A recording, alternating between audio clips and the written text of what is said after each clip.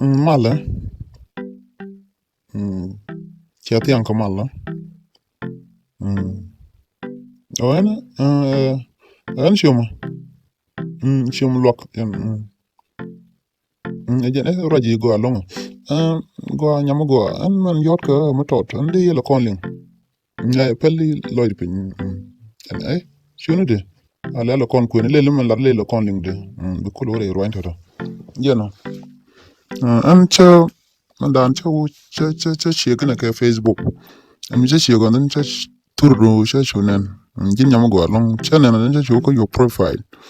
Go mi cha chu ka contact do.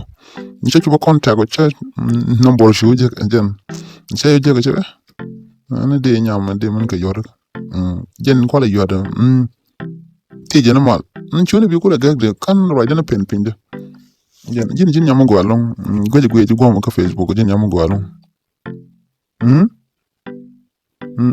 kan ngono ngolo jamo wa ka gura mu buro do jako sha dina turdu tama kana jawdu chicken woken cha jana chalanta o wi no guru ko nang nyama no anga e shutal bon gagre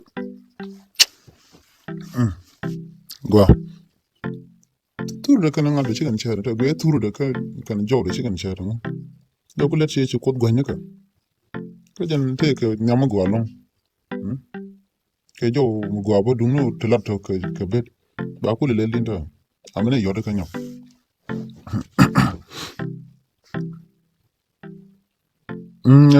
nan chu lel jung charo nyok guru man la ma to da ngi ja chi men di da ma to de chuga ka jam ko la nyok yot ka jam ani nyani cha sur man di re sur ne jam sur ma ngi ma do ka gu je da sur man gu no de an sur ma la ma sur ani cha duer ani sur o shi guru li ngi sur guru shi sur man do da I'm sorry, huh? I'm sorry, ko tele yor ka duno che tur du kana jor chi kan chat. Ya nan sorry. Shi tur man do de. Gura de shi do da. Sorry man no to ne cha dur pale ka. Shi tur man zo de, chona ngaje ka. Sorry ko cha dur ko cha di yor ka kana ngaju tur du kana ji kana jor ho ka shi kana kel. Jena dum cha ngai ne dong cha de shu le tur ka bo de shu pal. Sorry, I'm sorry. Pale ka de. I'm sorry. I'm sorry for you. Yeah, she's sorry man do da kam cha la ne ka tumono. Okay ki ja. Go na mi but ka male. Go.